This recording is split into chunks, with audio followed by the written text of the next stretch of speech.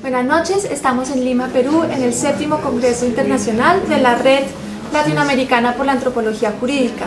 Hoy en nuestra oportunidad tenemos a Bartolomé Clavero que nos acompaña. Él hace parte del Foro Permanente de las Naciones Unidas para los Pueblos Indígenas. Entonces yo quisiera preguntarle a Bartolomé, ¿cómo evalúa él los mecanismos y los canales de participación de los pueblos indígenas en el sistema de las Naciones Unidas? Bueno, ante todo conviene saberse que hay 3 mecanismos que se ocupan de cuestiones indígenas en Naciones Unidas, oficialmente, y 2 de entre ellos tienen y deben tener, está así preceptuado, una importante presencia indígena. Uno de ellos es al que yo pertenezco, el Foro Permanente de las Naciones Unidas para las Cuestiones Indígenas, que está compuesto por 16 personas, 8 de las cuales tienen que salir de candidaturas presentadas por las organizaciones indígenas, y las otras 8 somos propuestos por los gobiernos. No quiere decir que el organismo esté dividido entre 8 personas indígenas y 8 personas no indígenas, porque evidentemente los gobiernos pueden proponer a indígenas, y la tendencia actual, sobre todo por parte de gobiernos donde existen pueblos indígenas, es que se propongan personas indígenas. Luego, incluso la situación normal hoy es que la mayor parte de ese mecanismo, el Foro Permanente, esté compuesta por indígenas. El mecanismo, el otro mecanismo, que se llama Mecanismo de Expertos sobre los Derechos de los Pueblos Indígenas, tiene una composición inferior de solo 5 personas y está previsto en el mandato constitutivo de este mecanismo como mérito preferente o como razón preferente para accederse a formar parte de este mecanismo el ser indígena, y actualmente de los 5 miembros 4 son indígenas. Pero a esto hay que añadir algo: ambos mecanismos funcionan en sus sesiones públicas oficiales anuales con una notable concurrencia, presencia, asistencia indígena, que no solamente pasiva para escuchar a los expertos y expertas miembros de estos mecanismos, en su mayor parte, como digo, indígena, sino que es muy participativa, muy interlocutoria, muy dialógica, de diálogo entre representantes indígenas y estos mecanismos de Naciones Unidas. Lo último que conviene añadirse es que son mecanismos que están a un nivel elevado en Naciones Unidas.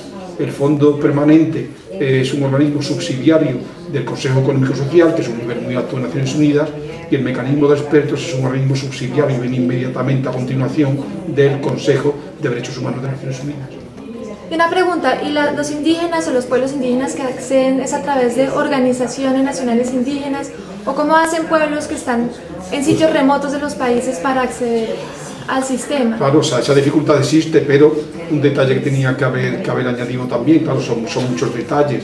Desde que existen estos mecanismos, es decir, desde el principio de los años 2000, desde hace menos de 10 años, todos estos mecanismos son muy jóvenes en Naciones Unidas, se creó un fondo voluntario en Naciones Unidas, voluntario en el sentido de que los estados contribuyen voluntariamente, lo tengo a este fondo, que está destinado a facilitar la presencia indígena de estos mecanismos.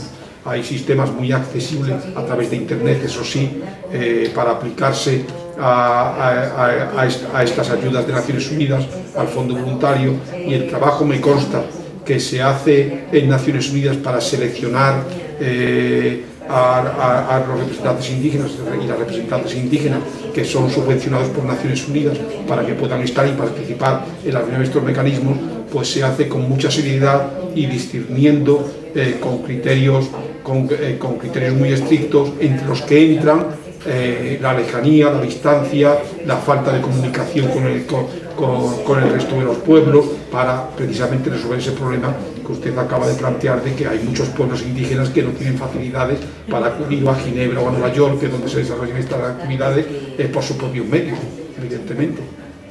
Claro que sí. Bueno, por un lado quería preguntarte sobre este tema de participación, y por otro lado quería preguntarte también sobre el tema de la Declaración de las Naciones Unidas para los Pueblos Indígenas. Frecuentemente en foros y en diferentes discusiones la gente tiende a no darle mucha importancia a la declaración por ser solamente una declaración. ¿Tú qué opinas de eso? Exactamente, pero el caso es que la Declaración de Naciones Unidas sobre los Derechos del Pueblo Indígena se llama declaración, pero no es una declaración porque es más que una declaración. ¿Por qué es más de una declaración? Por lo que la propia declaración contiene, fundamentalmente en 2 artículos. son el 38 y el 42, es un texto de muy fácil acceso por internet, luego se puede comprobar que ahora no lo diré literalmente el tenor de estos artículos, pero doy la idea. El artículo 38 dice que los estados, junto con los pueblos indígenas, y tampoco por ellos mismos, sino que tienen que participar los pueblos indígenas, deben adoptar las medidas pertinentes, algo así, para alcanzar los fines de esta declaración.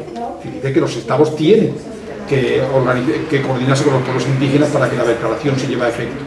Y el artículo 42, que todavía tiene un lenguaje más fuerte, dice que todos los programas, fondos y agencias de Naciones Unidas y los Estados miembros de Naciones Unidas deben tomar las medidas pertinentes para alcanzar la plena aplicación y la eficacia de la declaración. Eso es muy fuerte, ¿no? Plena aplicación y eficacia de la declaración.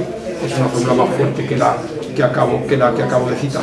Hay, en un artículo se habla de los estados por separado y en otros artículos se habla de los estados como miembros de Naciones Unidas. Pero claro, les compromete igualmente ese mandato continúa la declaración de que tienen que lograr la plena aplicación de la declaración. No hay ningún otro caso de declaración de Naciones Unidas que emplee lenguaje vinculante, obligatorio, con respecto a los estados. ¿Y por qué? Porque la Declaración de Naciones Unidas sobre los derechos de los indígenas no es una declaración que exclusivamente hayan acordado los estados en el seno de Naciones Unidas, que ocurre como ocurre con otras declaraciones, sino una declaración que durante 20 años se ha negociado punto por punto, detalle por detalle, coma por coma, expresión por expresión, con representantes indígenas. Había mecanismos que ya no existen en Naciones Unidas, porque ya cumplieron su misión, que era fundamentalmente uno que se llamaba el grupo de trabajo sobre poblaciones indígenas, que se han ocupado durante esa cantidad de tiempo en preparar, en elaborar el proyecto de declaración y en negociar ese proyecto de declaración entre dos partes, fundamentalmente, representantes indígenas y representantes de gobierno. Y el texto final de la declaración es el resultado de esas negociaciones. Hasta el último momento se estuvo negociando para decir esta coma aquí, esta coma allá. Evidentemente un pacto obliga. Y por eso la declaración de Naciones Unidas sobre derechos pueblos indígenas tiene esas fórmulas tan obligatorias, tan vinculantes para que se cumpla el pacto. Bueno, los estados que votaron la declaración o como Colombia que se adhirieron posteriormente, ¿pueden hacer salvedades a la declaración? ¿Eso es válido dentro del lenguaje de la declaración? No, porque las salvedades corresponden a los tratados multilaterales y los de derechos humanos tienen también muy limitada la posibilidad de estas salvedades. Claro, no se va a ratificar un convenio o tratado de derechos humanos, no se va a ratificar con salvedades que tocan al núcleo, a lo fundamental, entonces no se ratifica, ¿no? Pero las declaraciones, que en principio son normas que no tienen el valor vinculante de las convenciones de derechos humanos, ya acabo de decir que la declaración sobre derechos de los indígenas es un caso distinto, las declaraciones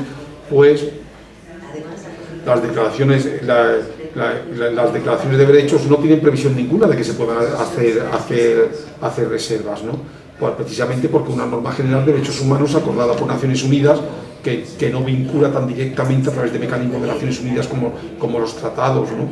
Luego no hay esa previsión y no tiene tampoco sentido, es decir, respalda una declaración de derechos humanos como la de la sobre la pueblos indígenas, pero por ejemplo en el caso de Colombia me reservo la posibilidad de actuar militarmente en los territorios indígenas sin las precauciones que declara que contiene la declaración, entendiendo que la Constitución está por encima de la declaración cuando las normas internacionales no se someten al derecho interno, etcétera, etcétera. No tiene sentido.